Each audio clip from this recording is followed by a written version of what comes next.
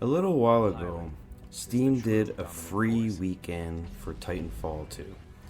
That weekend inevitably ended up shattering the Steam player count for the game and kind of brought a little more news to it. And then shortly after that weekend, a speedrunner had completed a new record for the little drill time attack that you could do, followed by the next day, the original record holder beat that record yet again by, I believe, tenth of a second, something like that. And with all this news and everything surrounding Titanfall 2 recently popping up because of that free weekend, it made me think, you know what, I want to play this game again. What's up, guys? Veteran Gamer here. And so all those things came out, and I said, I'm going to play it again. And I started playing, and I played it from scratch. I did the entire campaign, played some multiplayer, and by God, Titanfall 2 is, in my opinion, the best first-person shooter to release this past decade or in the last console generation. Created by founders Jason West and Vince Zampella. They are the founders of Respawn Entertainment.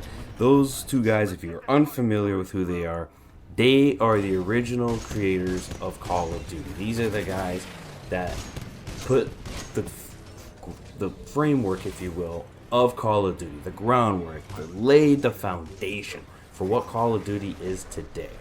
They had a falling out with Activision. They made their own company called Respawn, and they released a game called Titanfall back in 2014. And that game was originally on PC and Xbox. It was a multiplayer-only game. Eventually, it got greenlit for Titanfall 2, which was then released in 2016 on all platforms. The one thing that made Titanfall, especially the first one when it came out, was the David and Goliath feel. The idea that you are a pilot and then you would earn a super, if you will, but instead of being a super or an ultimate ability like Overwatch or anything like that, you got the ability to call down a giant ass mech that you can pilot. I mean, the influx between the two combined with the mobility of wall running and sliding, it was fantastic, and it was a new direction for the first-person shooter genre. For anyone who plays Apex Legends, if you haven't played Titanfall 2, what are you doing? Apex Legends, everything about Apex spawned off of Titanfall 2. Even the guns are from there. Everything is from there. It's set in the same world. But Titanfall is the reason why you have Apex.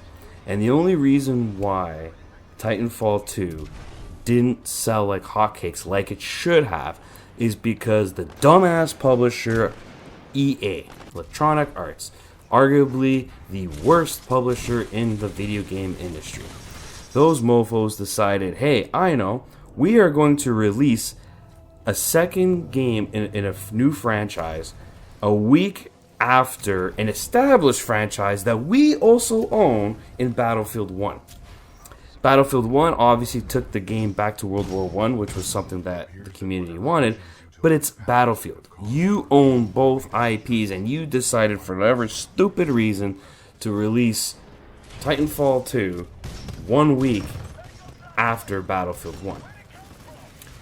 Consequently, Call of Duty, the new Call of Duty of that year, released 1 week after Titanfall 2. What the hell were you thinking? Even granted, that Call of Duty of 2016 was Infinite Warfare and it was atrocious, but it was bundled with Modern Warfare Remastered. What were you thinking? You pointed a gun to Respawn and shot them in the head and screwed Titanfall 2 from having the immense sales that it should have gotten. Of the 3 games, I bought Titanfall 2 at launch and bought the other 2 down the road. And to me, Titanfall 2 is the best game of the 3. Plain and simple.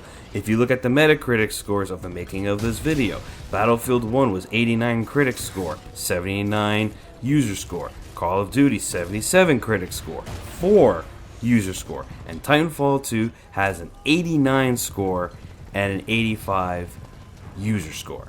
So clearly, it was, from a critic standpoint, it was on par with Battlefield 1, but from a user score, Titanfall 2 was the superior product of all 3. Now, granted, in 2016, the Game of the Year winner was Overwatch, and in that particular year, you did have, to my knowledge, off the top of my head, 5 shooters come out in that year. You have the 3 Battlefield, Titanfall, Call of Duty, you had Overwatch, and then you had Doom 2016, the reboot, which became Doom Eternal down the road. So it was a packed year for first-person shooters. And while Overwatch did win Game of the Year, and I love Overwatch, Titanfall 2 takes the cake in my opinion. Going back now, the only problem with if you were to play Titanfall 2 today and you either it's your first time playing it, or if you were a returning player like me and you're jumping in, be forewarned that if you jump into the multiplayer, you're going to get your ass kicked to start. Because the current active players, they've been playing the game steady since it launched, so they're really good. And you're going to get your ass kicked. It took me a few games to get my mojo back and be able to start playing semi-well to what I'm capable of playing.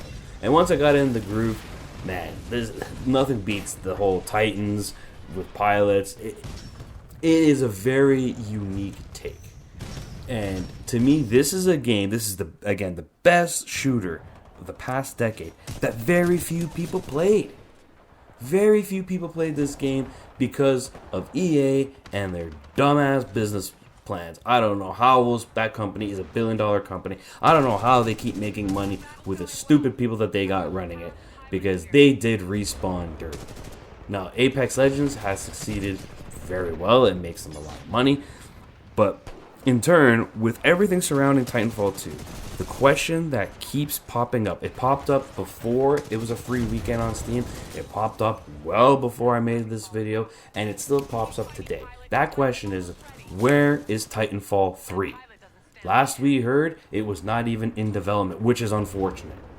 I think if you make Titanfall 3 and the dumbasses at EA let the boys at Respawn do their thing and give them a proper release date away from Call of Duty, away from Battlefield, you can have a seller. If Titanfall 2 came out, let's just say February of 2017, it probably would have sold a lot more than it did because people would have been thirsting for something new. Keep in mind that of the 3 games that launched, Battlefield, Titanfall, and COD, Titanfall was the only one that was giving free maps. At the time, Battlefield and Call of Duty were still using Season Pass model, where they were dividing the player base and you had to spend money to get all the maps, and it was just not fun. Where Titanfall was like, nah, you get all the maps for free. It bogs my mind. Going back to revisit this game, it's clear. It is still a top contender. It still has an active player base today. People are still playing the game today, and as they should. And if you haven't played this game, get off your ass, play this game. If you have EA access, guess what? The game is free there. Just download it, play it. Or just don't be a cheap mofo and buy it. It's dirt cheap. Try this game. The campaign for this game, I haven't even touched on the campaign. And the campaign of this game is by far the best campaign of any shooter from like 2014 all the way to 2021. I am not kidding you. The campaign for this game, although it was short, it was really short, it was one of the best campaigns I've ever played in a shooter. Right? People who watch Star Wars The Mandalorian that like the whole Baby Yoda and Mando feel, guess what? You get a similar feel with your pilot and BT, which is your Titan. It is a fantastic experience. It's a fantastic game. Do not do yourself a disservice and not play this game. If you do it, if you don't play it, you are sadly missing out. I understand it's futuristic, but give this game a shot. They did something different for the genre. It's fresh, it's exciting, it's still fantastic. Play this damn game. Hopefully we get Titanfall 3. This is Veteran Gamer, and I hope to see you guys next time.